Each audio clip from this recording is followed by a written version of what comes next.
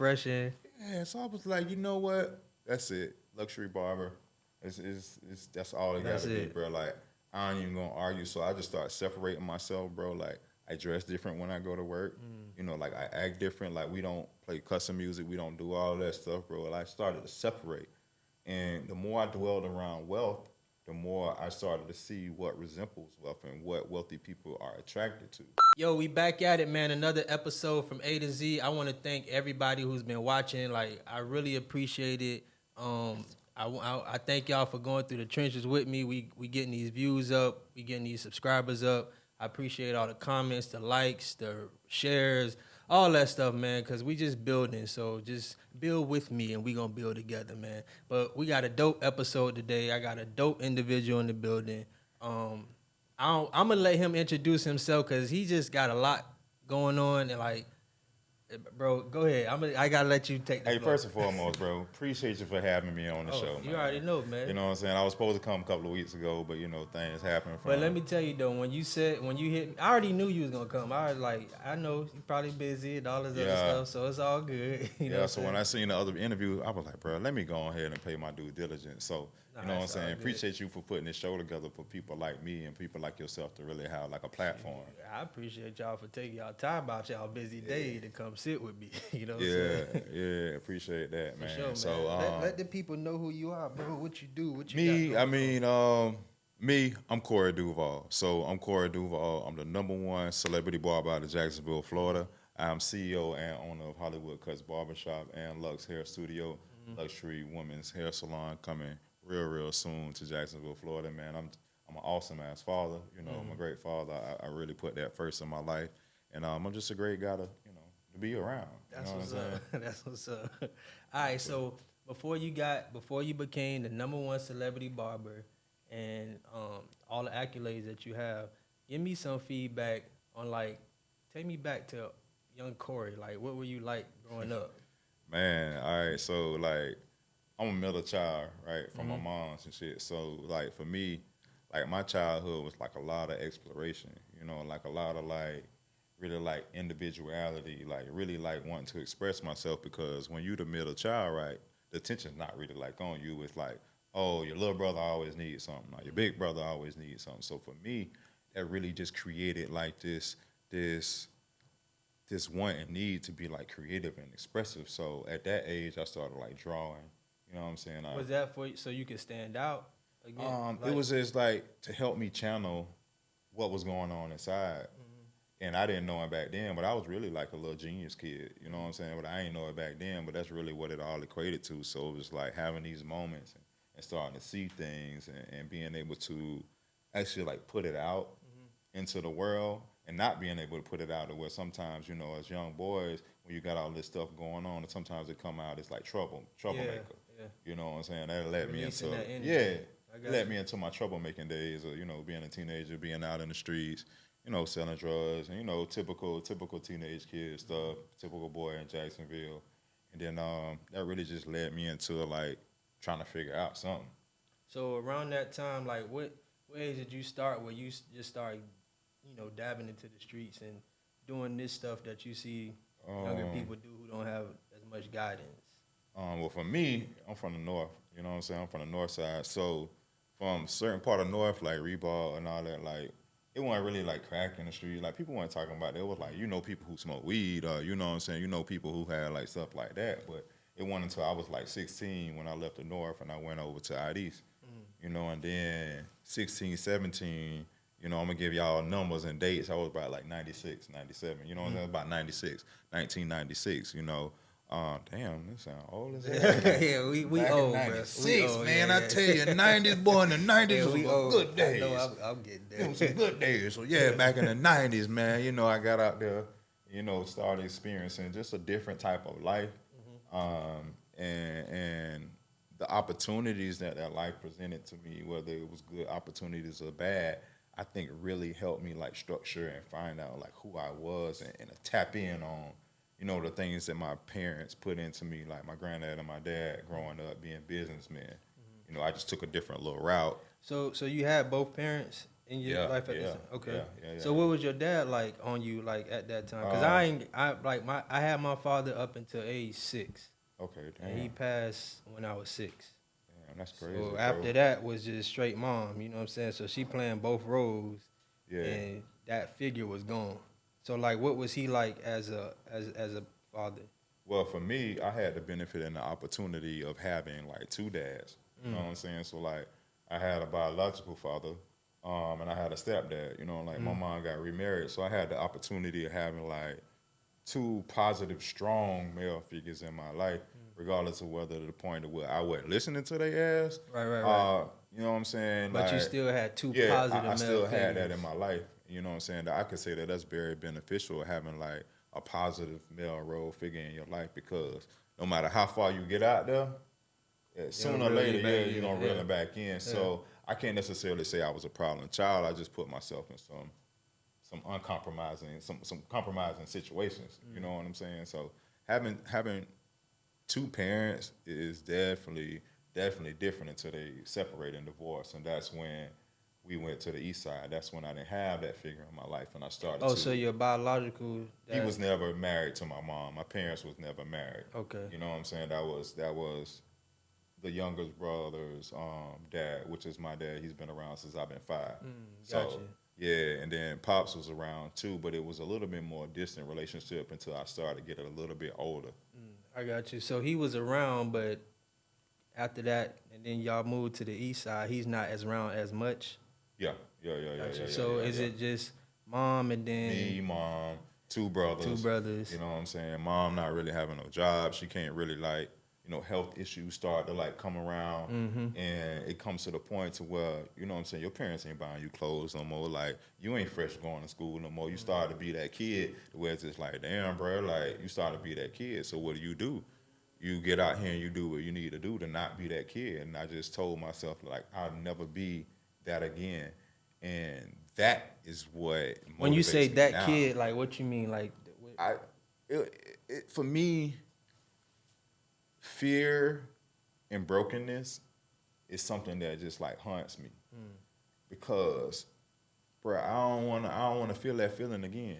You know what I'm saying? I don't want to feel that feeling, bro. Like when I go in the kitchen and, you know what I'm saying, like you think you're gonna eat some cereal, bro, but like rats done ate out the back of the box of the cereal. You know what I'm saying? Yeah. I like, you know what I'm saying, like all the noodles in the cabinet because the rats done ate it. And it's like real life shit like that done happen. So it gets to a point where it's like, bro, I don't want to live like that. And I'm not saying that, my parents neglected me, but sometimes they just had it hard. Yeah, in that phase of their life. Right. And just so happened that a phase of my life was when I was in my teen years.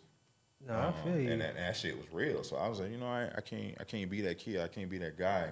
And it almost made me obsessive with not being that. So anybody who's tied to that, I kind of get like this feeling like you ain't fucking trying or you ain't doing it. So I don't want to be a part of that. Right. I feel you though on that, especially when you talk about like the parents and like not having stuff, because it just really hit me probably about 5 years ago, bro. That like I used to put a lot of like pressure on my mom, like, man, you need to do this or do that, but she was still trying to figure it out. You know what I'm saying? She had kids and she didn't have no help like that and all this other stuff. Because just how I think now, all it, having kids have a bank account and all this other, like I didn't have no bank account. I got a bank account for my little brother and put money in it and put him on as an authorized user and all this other stuff to help build. But I didn't have that growing up. But she didn't know. You know what I'm saying? They was just trying to make it. So I think that's the same deal, like, as us, young growing up, especially those 80s babies, it was just different times. Yeah, them was some different ass time, because you got to think, bro, we came out of a generation, bro, there wasn't no internet. No, none of that. And I'm talking like this, people like, oh, he ignorant. There wasn't any internet when we grew up. Definitely wasn't. There wasn't no internet. You know what I'm saying? Like, it wasn't no cell phone. When it first came out, though, do you remember when it came out? Like, I remember when AOL. Yes, bro. You had to get the disc. The disc, And it had the little man on it. You put the disc in. Your grandmama gonna fuss at you about, but y'all putting in all these programs on my computer, on the computer and all this stuff. And it make all. And the little man be like that. And the little man be like, Going there. But you know what? Don't let nobody answer Call the the call the phone. phone. It's a wrap. Somebody call the phone. It's a wrap, man. Bruh, So, definitely. all right. So around that time, let's take me back to 17-year-old Corey. You was out here. You said around that time you was in the street. You was basically trying to do what you had to do to make some money. So let me just I want people to know this for real. Like, let me get this straight. Like, even though I was in the streets, bro, I got my first job at 15. Mm-hmm. You know what I'm saying? We lived off Main over there off 8th. So the KFC right there on 9th in Maine, right in the middle of the mix of everything. Mm-hmm. That was my first job. You know, I never had like pride issues and nothing like that. Like, I've always wanted to work. It's just that I knew that I figured out it was a different world out there. So from the age of 15, I've actually been working a job. At the age of 17 is when I decided to add another element to it. And at that point, I would say that's when shit got real. And that's when my life really went on like a 12-year just blur, bro. From 17 To like 28, to bro. 28. Yeah, I kind of don't even know what I was doing in that point in time. You know what I'm saying? Like, So were you in the streets like I was pretty much doing what you had to do to make some money? Yeah. I was Was pretty it- much on that journey the whole time. Was it all illegal? No, I worked a lot of jobs. You know, I worked a lot of jobs. I went to college. You know what I'm saying? I'm certified and licensed in TV film production. I've done other things in that stint, but it just like it was something about I know I can make some money another kind of way. You just didn't know at the time. I was always gonna juggle finesse. I wouldn't steal or kill because I ain't that type Right, of person. right. But I just feel like if there's an opportunity for me and I'm good with people, and I ain't know back then, God was really prepping me to be a business owner, right? So God was really saying, all right, I'm finna teach you how to do inventory. You know what I'm saying? I'm finna I'm finna show you how to do customer service. I'm finna show you how to do quality control. I'm finna show you how to do security. You know what I'm saying? I'm finna show you all these things, but it just so happened to be that I was learning this stuff in the street. So, you know, that whole time that I was in the streets, I could just say it's the equivalent of somebody going to college for 10 or 12 years to be a doctor and getting $200,000, $300,000 So worth you of was student getting that loans. street education. Yeah, so my tax was going to jail and getting felonies. You know what I'm saying? They tax may be $300,000 in student loans. It's just it's like what at what cost? Well, you know what I'm saying, was willing to like lose, or what cost was involved in that, and that just so you know how my situation ended up. At what point did you like figure out because I heard you say going to jail or getting felony charges. At what point did you say, bro, this is it. I can't do this. I gotta change. You been like last year? Nah.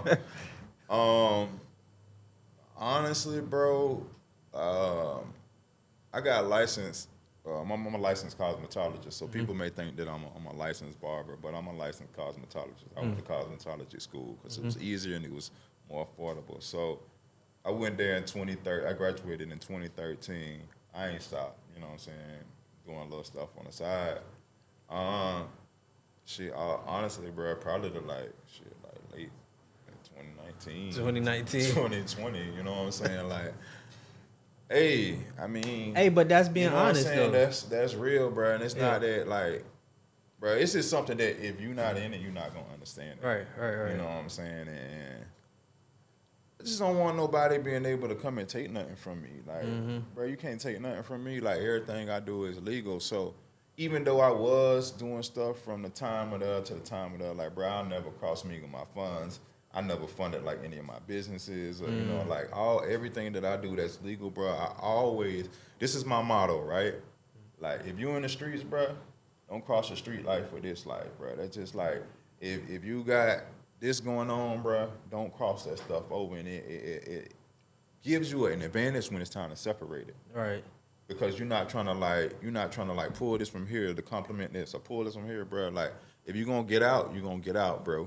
And if you're in the streets right now, I just say, like, try to make a way out. It may seem like it ain't no way out, but bro, it's a way out. So you got your cosmetology license, right? Were you doing like stuff on the side with it? Just to make money, or how serious were you taking it once you got the license? I was serious as hell the whole time in school. Yeah. Like once I signed up for school, bro, Yeah. like it was like a wrap. You know what I'm saying? Like it clicked. It was like, all right, this really could be about Time to to be go, something. yeah. So while I'm in school, like I've never been out the country like back then, you know, but I Mm-hmm. was in school like watching Multimillionaire, you know, all the YouTube videos, like people in Dubai and all this shit. So I'm like, bro, I want to go to Dubai. Like, I want to start doing these things. So I started really like writing out. Did that And seem far-fetched, like it seemed impossible. impossible? Yeah, It seemed, traveling. Cause I see you like to travel. it I seemed see you impossible. playing the drums and with the Yeah, with in the tribe Africa. and stuff. That was dope though. I want to get out there and play me some drums Yeah, well, we too. going again this year. So Let in me know. November, I'm down. We in Africa again. With Yeah, let me know. yes, sir. Yeah, so you doing that right? You got your cosmetology license. You just said it took you about 2019 for you to figure like, hey, I'm this is what I'm doing and this is how I'm gonna do it. In that process, were you thinking about having a barber shop? Oh, I knew I was gonna be a shop owner. A shop? Because I was talking to somebody before, and he was like, and he cuts hair. He was like, I just don't want to be no shop owner. Yeah. It's too much overhead, too much stress. And Yeah. he made a point though. He said he can become a millionaire from behind the chair, not by cutting, Yeah. but just his networking people and gaining information from this person to that person and Yeah. all this other stuff. So at what point did you say, I'm going to be a shop owner, and then what steps did you do to make that happen? Well, at firstly, I was 3 years in. So on my third year, it was a wrap. Working in somebody else's shop. I've only worked in one other person's shop, ever. Like, I've never, ever, ever, outside of that, worked up under anybody, never asked anybody for anything. Like, I'm just not that type of nigga. So I was in that spot, and I realized I'm just like, I move and operate different, bro. You know, like, I started at $12 and went up and went up and went up and went up and kept going up. I'm just like, I'm starting to see things change. I'm different. So in order for me to really like tap in on what God put on my life, bro, I gotta leave. Third year, 3 years in, bro, I was just saving. I'm a big saver. Like, That's me too. yeah, like I same be principle saving. from the street, Yeah, bro. I was just save like, and invest. I looked at haircuts like pops. So every haircut was a pop. You know what I'm saying? Yeah, So I I'm, got you. I'm making plays. I'm like, okay, 10 pops a day, that's 2 times 5. I work 5 days a week. I'm making 1,000 times 4 times boom. Shit, I'm making 60K, boom, boom, boom. So if I know that it only take me X amount of dollars to live at home, bro, I was just like stacking. Yeah. Put my money in the Roth IRA. You know, just like have that money automatically coming out. And it got to the point, you know, like saving income tax checks, bro. I was scrapping, saving, doing whatever I had to do. And shout out to that boy Dre Jenkins, boy. Yeah. That boy put me on them hoverboards. You know what I'm saying? What this was like 2016. the or something electric, like that. The little boards, bro. And I just like, What you was doing with the board? Selling them? hell yeah, I took Oh, some yeah, money out my yeah, Roth yeah. IRA, and bro, Cause those is a hit. what? Yeah. Bruh, I I was had getting them one. for like 100 and something a piece. I was popping them off 500, 600. You know, I had them when it was hot. Yeah. So I took that money, and it's the same principles, bro. Like, and you could take clean money and flip it. So I took the money that I was using from haircuts, saving it up, put about 10,000 in the hoverboards. That money came, flipped, and by the time income tax season that year was done, I was done. I had made my money. I Made your had money enough. back and some. So I just went and spent like $22,000 on the shop. That's when I was downtown. Yeah. All cash. You know what I'm saying? No credit cards and all that extra shit. Straight cash. You know what I'm saying? Because Yeah. I like to really like moving cash. And I was using a couple of cards, and that's what I learned. Cards ain't really for me. Because you'll run that balance up real fast when you got good credit. But see, I'm learning the difference now how to really use credit, because I was just like that, bro. Like, Yeah. I don't want no credit card and have no Oh, I credit got cards. 'em. Yeah, I got them now, but I learned how to use them in an aspect to where now those credit cards make me money Make now. you money. Yeah. Yeah, but you got to have the right kind of cards. Yeah, you gotta A lot have of the people right don't know that. cards. You gotta know where to use them at and all this other stuff. And learning that, you know, how to take those cards and let it make money for me. So when you had the shop downtown, putting that money into it, did you have barbers at the time, or was you No. you just going there solo No. dolo?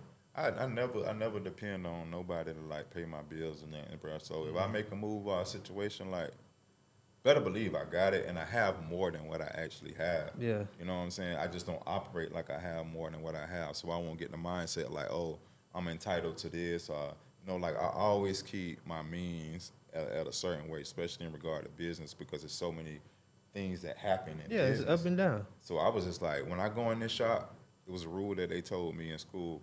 It's like, when you open a barber shop, never depend on your barbers to pay your rent for you, because then you put yourself in a desperate situation when you can't pay your bills. So my bills was already paid, and mind you, like, now that I'm outside of that shop downtown, shit, the rent was $800. You know what I'm Downtown? saying? The rent was $800, bro. I'm charging $30 for a haircut. Yeah. All I got to do is 10 haircuts in a day. You know what I'm saying? I come to work 3 days a week, That's 3 right. days out the month, and make my rent.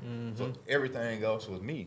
You know what I'm saying? That allowed me to really get my finances in order. So, bro, I wasn't really tripping about no money like that. I feel you. So at what point did you start saying, okay, I'm going to have people come in, I'm going to start filling these chairs up? When I realized it was bigger than me. When God was like, bro, your purpose is really to lead people. And that was the biggest thing. And the biggest struggle for me, being a solo entity so long and building up so much by myself, it just felt like the shine not on me no more. Yeah. You know what I'm saying? Like, the shine is really like on your team. And I really blessed you with these shops and the shop to be able to bless other people so they can start feeding their families. And that's when it really just like hit me. I'm just like, bro, the brand I got really, really big. And it's like, now I got to start bringing people on so they can be on. And that's when it really hit. So I'm gonna come back to that. But I want to go. I want to go back a little bit. Okay. Before you got for the shop, before bringing people in, you was C straight. Oh boy. So take us back to that where you was rapping, because you was, and you was talented too, bro. You know what I mean? You always stood out because you was unique. Like, you know who you remind me of, and I hope you don't take this disrespectfully. No, man. Thank you. Shit. I had to start low, man. Just don't say Fable. Tech 9. A lot of people said that. Yeah, because he was animated, his delivery and all that other stuff, you know what I mean? So I always, when I heard you rapping and all this other stuff, I always thought Tech 9. But so, go ahead. Nah, but go ahead. I want you to tell me, like, at that point in time when you rapping, like, what was your goal at that time? Oh, and then were you even thinking about barbering at that time? I wasn't, bro. Yeah. So this part, and I'm glad you asked it, because now this ties everything in together. About to get the goods. This ties everything together. Boom, check. So I was a father early. And I'm just going to speed through it. So it's going to make a lot of those father at 21. Okay. Right? So in my whole wave from 17 to 28, I was a father. I began to be a father of 2, 3, to 4. To my whole 20s, I was a father of 4 kids that whole time. Somewhere in that time, there was divorce, and there was different relationships, and there was things moving, and there was different things going on. That, as men, sometimes we lose our places. Things change. I'm living with my mom back again at this time, in my 20s. How is that? Because let me stop. That's my number one motivation. Not going back to my mama's house. To never ever. I love you, mama, but I can't stay with you. My mama already know I ain't coming back. I cannot do it. I left at 18. And I said I'm never coming back. Yep. And I ain't been back. That's my motivation. Bro, I'm 38. Yeah. To this day. Ain't no going back, bro. When I wake up in the morning, do what you got to do, because I can't stay here with mom. I'm not going back. It's like, what that conversation like the next morning? Even though she'll be like, son, if you ever need, I hear you, mom, but I can't do it. You got too many rules, bro. Yeah, it's different, bro. Yeah, so you said at that point in time you had to go back stay with your mom. Around what age? Shit, it was like 25, about 25, 20, 25. How was that though? Like, how did? So there's so many elements to this story, but I'm just gonna say, we got time. From 2000, I graduated in the year 2000. I started sampling ecstasy. You know what I'm saying? I started like popping pills. It was big back then. You know what I'm saying? Like, you had Bootsy, you had Webby, like Partner and Jiggers, yeah. ID, yeah. Dickies and Joe, yeah. Everybody jigged up, goals and stuff. Yeah. Like, I got on pills, bruh. And like, I started selling pills. And then it was just like this whole world of just like exploration, creation, freedom, tying back to that. When you were younger, that middle child. Not having an outlet. So now I have something that gives me an opportunity to express and create myself. And then I always had like a love for music. So I'm just like, damn, I start hanging around people in the studio, music. I'm like, I'm better than this nigga. I know I'm raw in this nigga. Yeah, like, yeah. I'm raw. Yeah. You know what I'm saying? So I'm sitting there and I tell you, the way I'm putting stuff together in my mind and the way that the words is flowing, I'm like, bro, it's it. So I started getting into music, started rapping, and that became C Straight.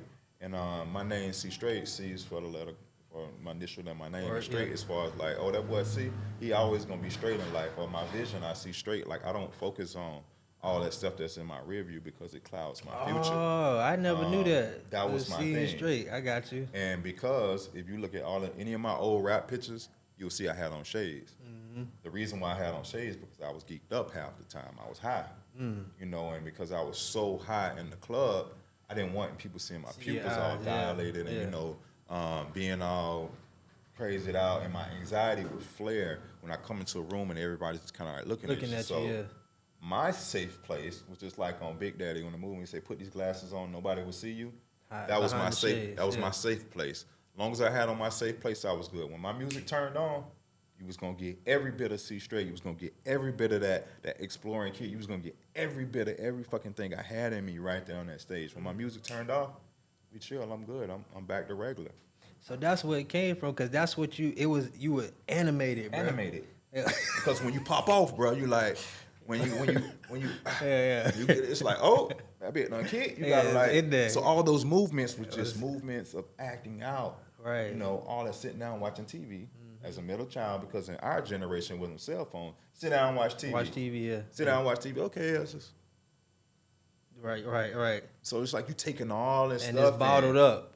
You know what I'm saying? And then it's like you hear voices, you like you can manipulate stuff that you've heard. So it's made me able to be personate a lot, be able to like really dictate the character that you want to hear. I'm gonna give you exactly what you want. What you want? See the goddamn will you boss to know do it. I think this is C Straight. Yeah, that's C Straight. But that's me, Corey, as a real person. Right. I think a lot of people don't get to see that side. They don't know. Yeah, they don't get to see that side. Yeah, I feel you. I feel you. But, all right, go ahead. No, I was finna say sometimes when people make jokes and they funny, they think they soft, and people think they can kind of like talk to you and treat you kind of way until you pull out fire on them. You're like, oh, he's not the funny guy anymore. Yeah, so just watch it. Like I'm telling these jokes. Don't be doing all that. All right, so look, we know you go up to 5 and all that other stuff. I don't have any guns on me. Yeah, but I gotta get one. I'm not really a gun person, man. It's just not, eventually, but not it's a human thing. Reason being, it is too many incidents I had just with gun, and I just don't. You know what I'm saying? They can trigger in a different way when it's tied to some things with trauma, though. Yeah, and a lot happened to me growing up in Miami, so the guns ain't never been my thing. But to each his own. No, I don't have any guns. I don't. All right, so can you? Because or no? No, okay. All right, so check this out. These work. That's what I always relied on. But I had to. I was always the smaller person. Mm-hmm. So me too.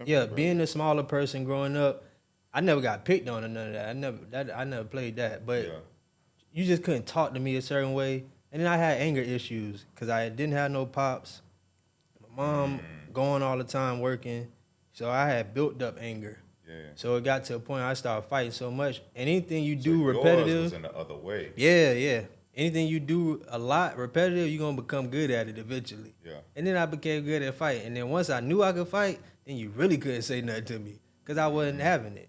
So they labeled me as crazy and all this other stuff in the hood. Oh, don't mess with him. So did crazy. You take medicine? No, I ain't take no medicine. I did take anger management, though. Okay. Yeah, I took anger management. Oh, so you sound like a little case. Like you could have got a couple of little scripts now. It wasn't crazy like that. Like you know what I'm saying? But like just like I'm sorry. You were saying happy birthday. Oh, yeah, like if you thought that you could talk to me wrong. Okay, so it wasn't like just on no. I was never no bully or nothing like that. I just you can't disrespect me. I wasn't taking it in no way, shape, or form. I didn't care how big you was, how small you was. I just didn't care. I really didn't care. Like, I changed a lot. You know what I'm saying? Like, a lot. That's good, man, because you can't be around here punching people, bro, when you get you can't do that. You can't do that, man. All right, so take me back to now. Let's fast forward back to when you had the shop downtown. It's just you in there. Then you start getting people barbers in there. What did you do, like for the person that's trying to get into this industry, get their shot? What did you do to have people come on, like jump on board? I thought that I was doing the right thing initially because the team that I had is not the team that I have. Started out, I thought the guys was cool, but they ended up, they conspired together and ended up going against me. And then they brought other people into play, people doing crazy stuff like moving their stuff out in the middle of the night, don't pay you your rent, you. And I'm just real. Dang. I'm sorry, I made it now. Fuck you. But yeah. So they moved. So you had somebody like literally. Yeah. They had keys to the shop. Yeah. They had keys to the shop. There's somebody who you got to think when you open the shop, you open. Hey, if you like what you're seeing, you like what you're hearing, please subscribe to the YouTube channel. Click the notification button so you can get all the alerts when we drop the videos. Each and every week, we'll have a new guest on here talking about entrepreneurship, business, and everything in between. So make sure you stay tuned from A to Z. We're going to let you get back to it. Subscribe, like, share. You opening your life to them. So some stuff is like deeper than business. You got to understand, you be like mentors to these people. You really be looking out for them. And for somebody to do stuff like that to you, it's just like. Yeah, I feel you. Yeah, it's coming like, come on, man. Yeah. Like, I was kind of giving you a little place to eat. Yeah. And you done ran off on the plug. All right, so it's all good. C straight is C straight. You know what I'm saying? Corey straight. You don't want bringing up old stuff. So look. So look, you got the barbers at the time, right? The team that you had then. Yeah. And you transitioned to where you're at now with the new shop. How did that happen? And then what made? Because I always thought the downtown was like the dopest location, and I wanted that spot that you was in. A lot of people did. Yeah, I wanted that spot that you was in. I remember talking to the guy because he had a spot next door, but it was always something with that spot next door, like some issues or something. So I was like, what about the one next to it? And he was like, yeah, we'll get back. And then I think I moved slow on that one. Okay. And about 2 weeks later, bing. Yeah. Thank you. Yeah, so you had the shop downtown, which I thought was the perfect location, but you in a better location now. So how did that happen?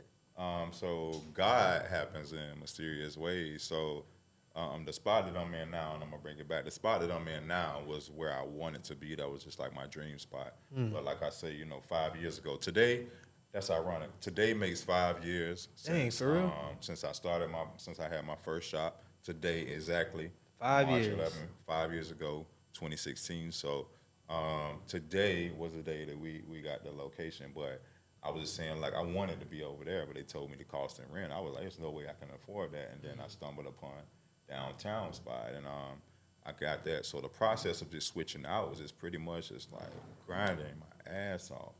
Like looking for, like the best of the best barbers that's out. Once again, going back to like saving my money up, positioning myself, making sure my credit was right, nurturing those relationships that's in my chair, like your homeboy, like nurturing those relationships that's coming in my network that's in the chair, and just really like positioning myself to be like, all right, what's my next move? So long story short, COVID happened. The building was already messed up, but I was just dealing with it. COVID hit, we closed down. I had dropped some money in the shop, renovated again so we can come back to a new shop. But the landlord didn't do what they were supposed to do. So the roof been leaking like the whole time, but we were just kind of getting through until it got to the point. This is the one downtown. Yeah, the roof messed up. So y'all don't try to backdoor me and go to my old shop because you're going to have some problems down there. Trust me. So the roof was leaking, bro, and it just really like pushed us out. And I was just like, enough is enough. So, bro, like, I was going to get a burger on BurgerFi, right?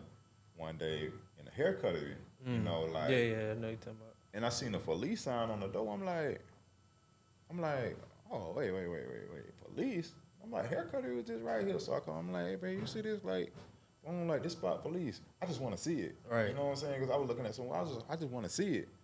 And then, bro, I did a walkthrough, bro, and it's like, bro, I opened that door and I walked in. You knew it.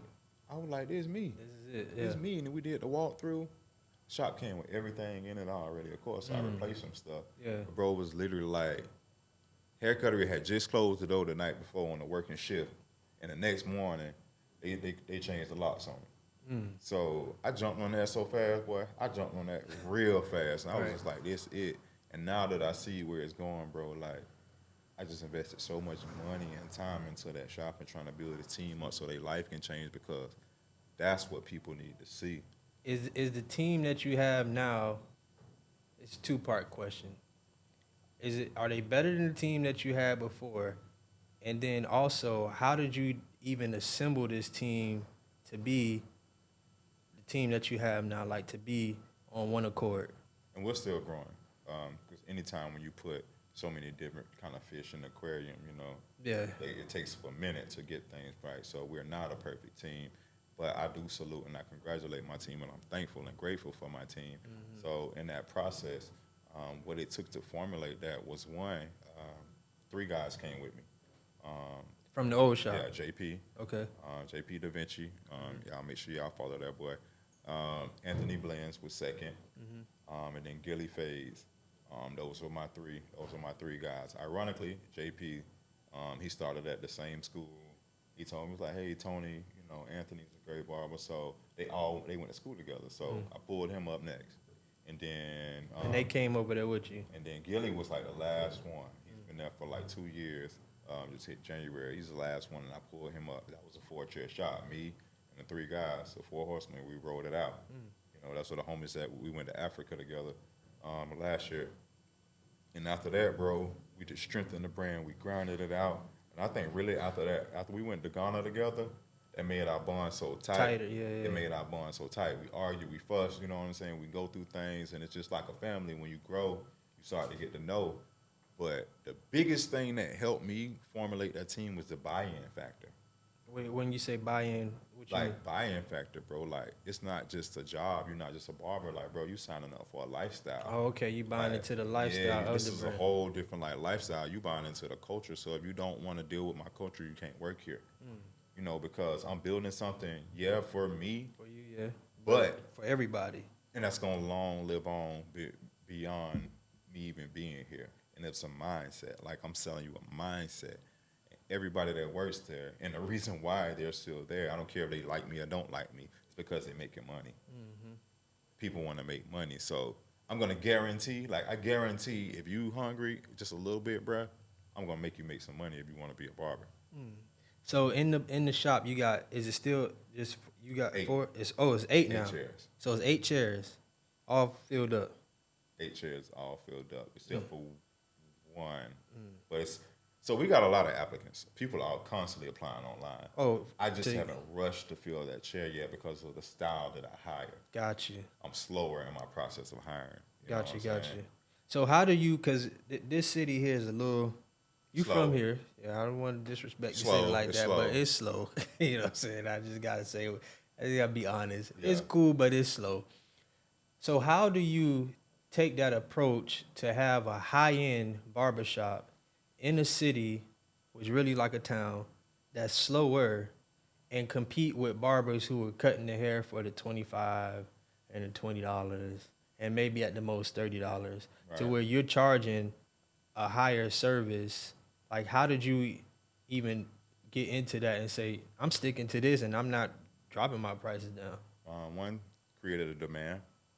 I created a demand. 2, I invested in myself and traveled and I go to so many hair shows. When I go to hair shows, I don't see these barbers. You know what I'm saying? Like, I invest so much into my career, nurture relationships in the industry that's outside of Jacksonville. That's number 3. And number 2, I can just say, bro, I travel. Like, I like nice shit. Right. And so when I started experiencing and going to places, because my first flight, I was 33 years old. You know what I'm saying? Like, Your first flight? My first flight. Like, my parents never took me on a flight. Like, I never been on a plane until I was 33.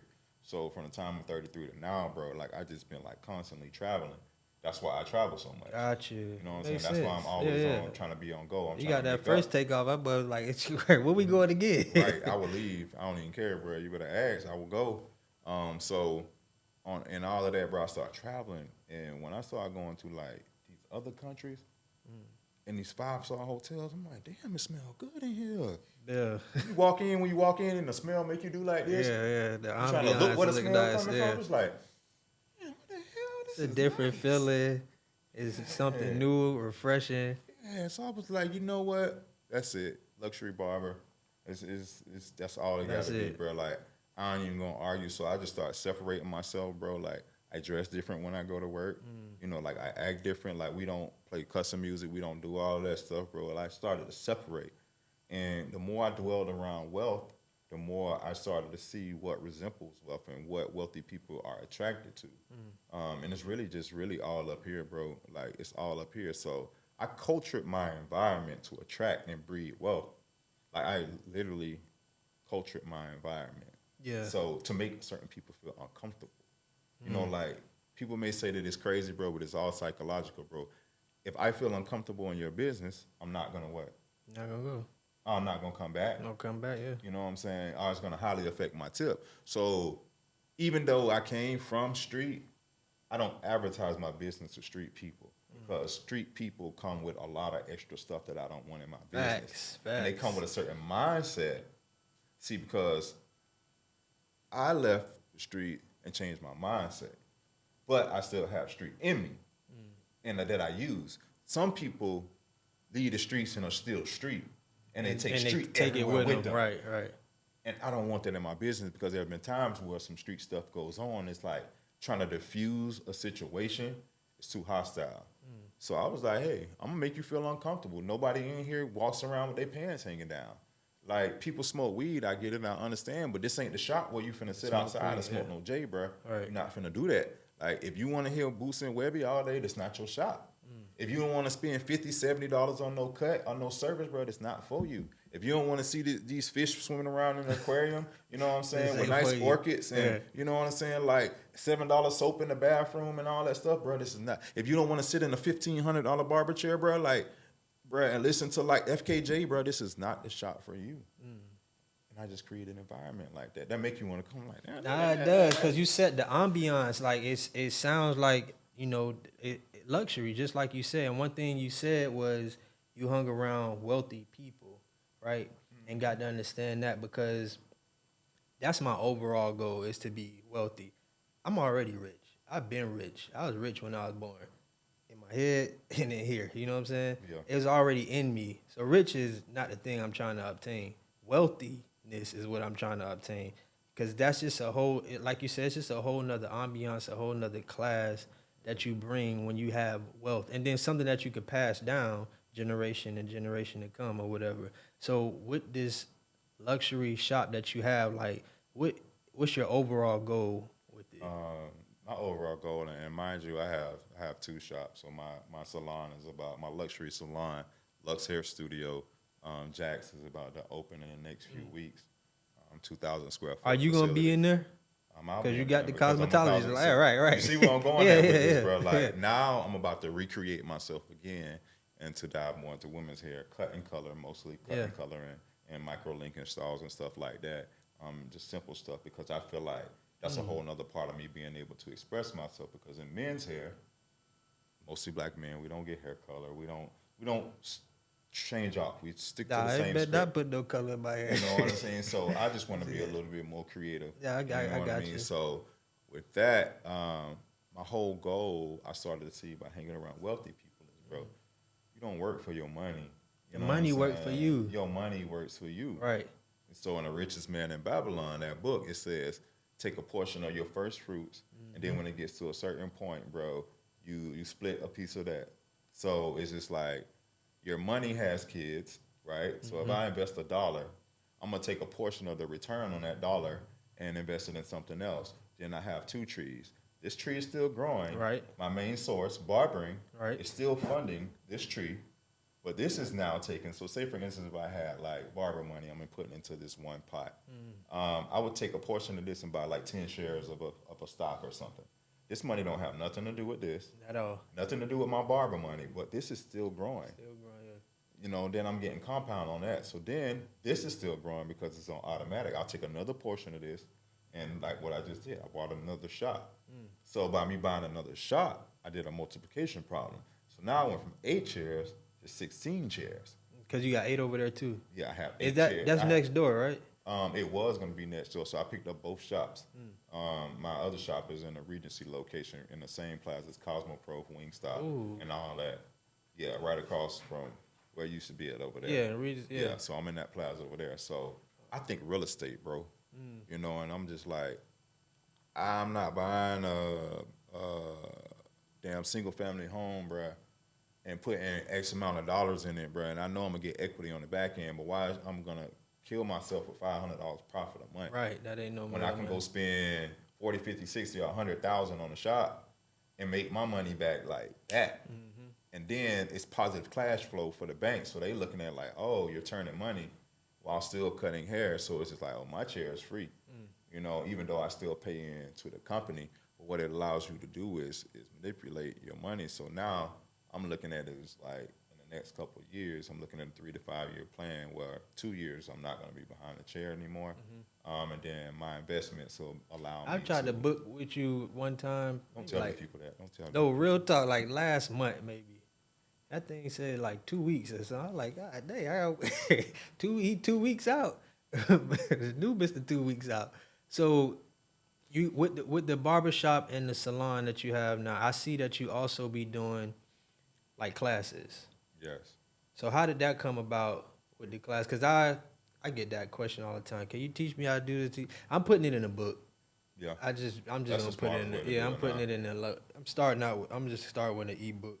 Put the ebook out, and then I get to that point that I feel like sitting down and conducting a class. I'll do it. But I commend you for doing it because that takes a lot, bro. You know what I'm saying? Yeah, A lot. yeah, a lot. So like, how did you start doing the classes, and then what made you even say, you know what? Let me go ahead and put this together. People want free information. All the time. So me, I'm just a natural giver. I love to give information away for free because I feel like God has blessed me with so much information, and I'm an information freak. That like if you're around me, sometimes it's gonna kind of like spill over on you. That's so my me bad. too, yeah. You know what I'm saying? Like I just expect like people to be open to information. So I'm an information geek. So I share. Some people say I share too much, but I found out the game. I'm just like, bro, adding value was the best thing that I can do for anybody. So everywhere I go, bro, I feel like I'm less of my purpose if I don't add value to. So I start sharing a lot of stuff online, you know, like tips, secrets, you know, like whatever I do, you know, like I go live a lot, just telling people, you know, giving people advice about business. And then when I realize that people keep seeking it and they keep asking me and they always in my DM asking, I'm just like, bro, trying to put it together. I'm just like, I'm not doing this for free. You know what I'm saying? No more, and I will do it for free.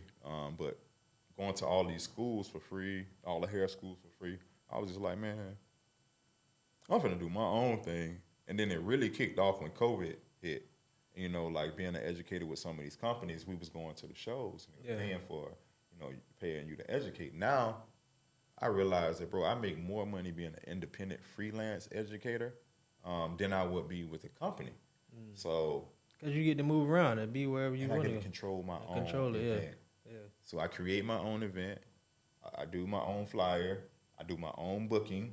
You know what I'm saying? Like Kevin Hart, I do my own booking. And so what now I'm doing with that is I'm starting to bring my team, my barbers in. You know, like if you have a rapper, right, and he performing one of the songs, you be like, all right, this is my homeboy, such and such and such. You're gonna bring him on stage, just to get people to get used to him a little bit. So that's what you're doing with the barbers. And then I'm building a system. So now, not only are you building wealth behind the chair, and I'm helping you do that, now you can go on the road and do shows as the educator. I'll take the pot, I'll divvy it up between my team, bro.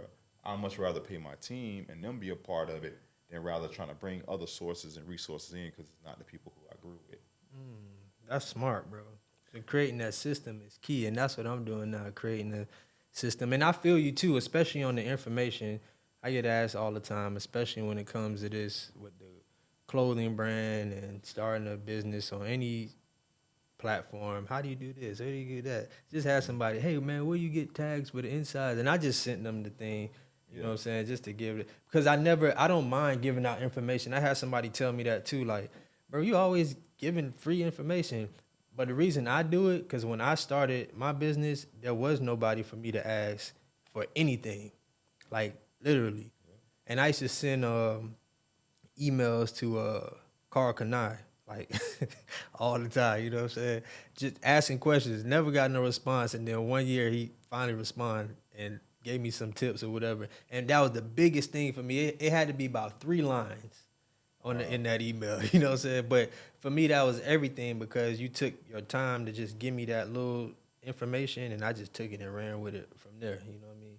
So, with you doing the classes, with you having the I want to ask you this though: how did the COVID affect your business? Because I know for me, well, for my other business, my graphic design company, it just went phew, because everybody felt like they needed a business now. They need a website, they need flyers, they need logos. Like, yo, in COVID alone, just March to December, probably did like 120K. I'm sure.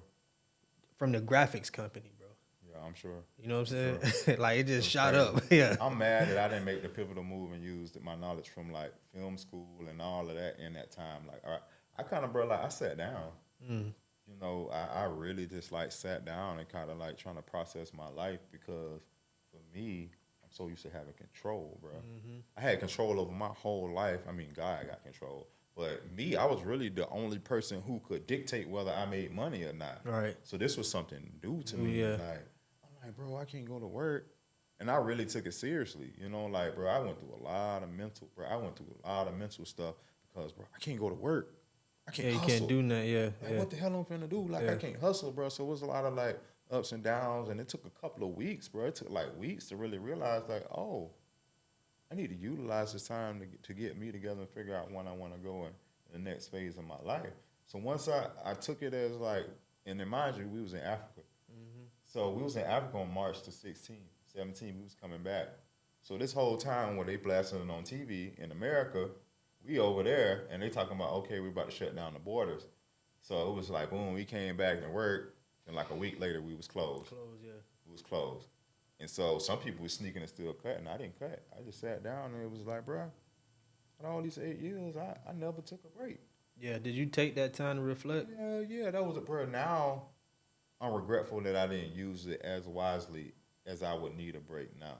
I took about a week. You did? Yeah, just about a week to like, and I wrote down different plans. Like, okay, and I actually got a chance to like really focus on the clothing brand and do some things. That's how I started the shoes. I was like, okay, this is perfect time. I've been waiting to do this, so here we go. Let me put all this stuff together and start selling the shoes in the middle of the pandemic. Selling out too. I'm like, what the hell going on? Yeah, it was just selling out. I'm like, yo, what? So it just gave me a time to sit back, reflect, and do some like, and I like literally about a week of just like not really doing too much of nothing, but pouring back into my business and what I need to do. So around that time, did you just take that time, reflect on? How long did you reflect? Still reflecting, bro. Shit. Now COVID changed life. Well, I'm still reflecting, bro. And now I say like, now I feel like I want another break, you know, but I want a different kind of break because now I understand how important a break is. It is important, man. Like, I've been going non-stop, and you got to think, bro. I'm trying to open. So I picked up a business. Like, bro, it's different when you move a house. When you move a business, bro. I picked up a business that was there for 4 years and moved it to another. And moved it. Yeah. Picked up a salon that was never open, but everything was bought. Picked it up and moved it. Bro, I signed 2 leases at the same time. You know what I mean? Like, it's a lot going on. So it's like, for me now, bro, like, boy, when I can get a little bit more breathing room when I'm open, like, I'm going to take another little COVID break. You know what I'm saying? Like, I'm going to take a little COVID break. I think that was one of the healthiest states anybody could be in. Plants started growing outside. Birds was chirping. It did. Yeah, I don't hear them no more. Nah, they ain't Everybody out and about now. But before, loud. Right. Heard them birds loud. Yeah. So what's the? You told me like 2-year plan on what you're trying to do. Do you have a plan on opening up another shop, some barbershop somewhere else, or like another city, or? I don't necessarily want to open a shop. My next plan and my next move is I'm coming back to my film career. Okay. That's something that's traveling and vlogging the world. There's a lot of untold stories around the world. And that's my goal. Like, I just want to really travel, vlog, and really show people, like I was growing up, that there's a whole nother world out there, especially, you know, like inner city, low income, you know, young black men. I think that's important that we travel, and I think that's important that we show our kids definitely how to travel. And that's important. Just really like traveling the world and spending time with my fam. You know, that's important because I've been grinding so long.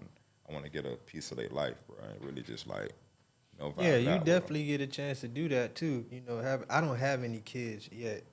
I don't know if my lady wants one, but them. Yeah. I'm about to be 40, so we gonna see. Yeah, you just be pop. You know what I'm saying? You be We pop. gonna see, man. At least you have the I done knowledge. been this long without kids. It's like I'm okay if I don't.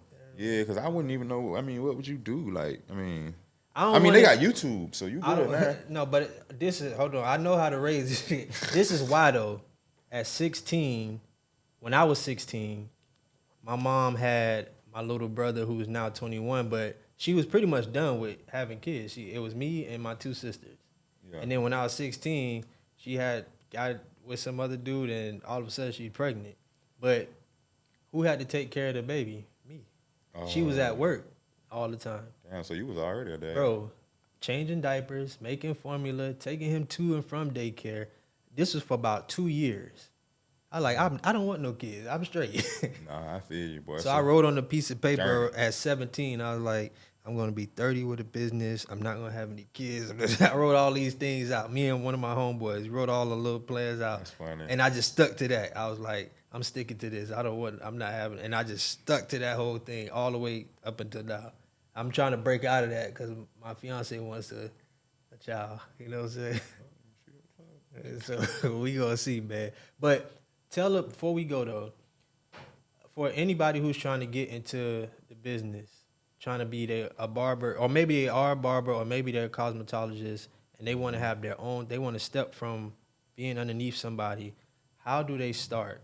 What would you tell them to do?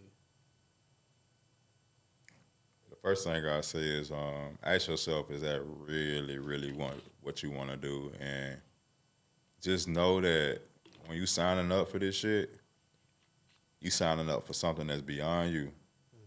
It ain't about you no more. You know what I'm saying? Like, this is going to be your life.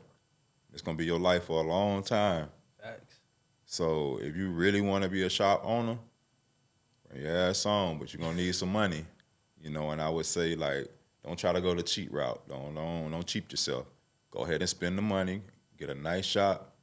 And if you got a messy life right now, I'd advise you to start cleaning up your messy life, because you're going to start to attract barbers and employees and clientele to reflect your messy life. So just try to start, like, cleaning up your life.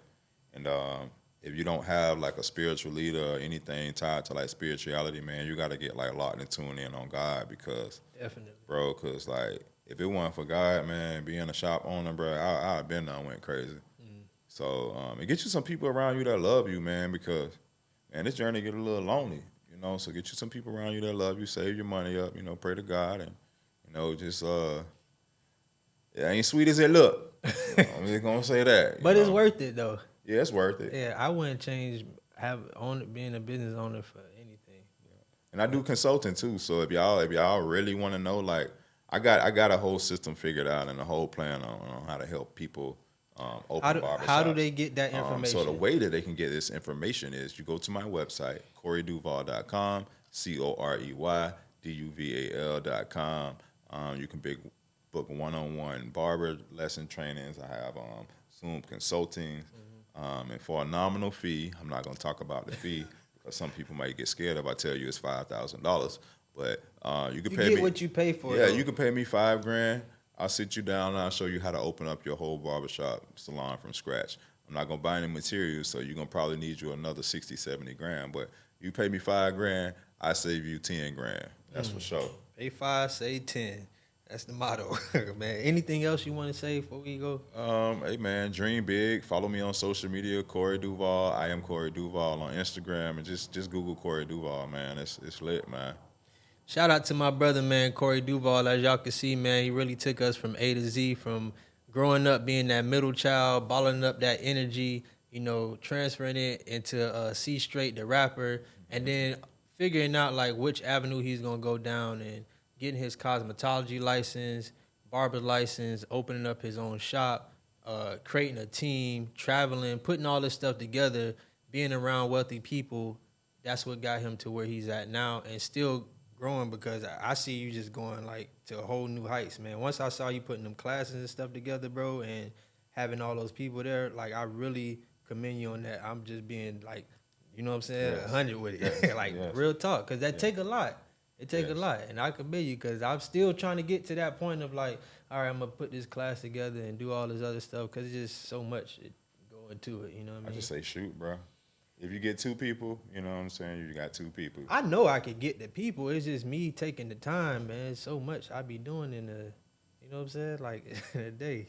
Yep, it'll work. Yeah. Appreciate you for bringing me on. Oh, too, bro. man, you already know. This is all love, man. So make sure y'all subscribe to the channel, man. Click that like button. Click that notification Subscribe bell. button. Yeah, please subscribe. We're trying to get these subscribers up. And follow Corey Duval. We're going to have your handles down here. And if you're Yes, trying sir. to get that class, if you want to save 10, spend 5. You know what I mean? Spend And you 5. got to invest into yourself. Investment is key, man. So on that note, we up out of here.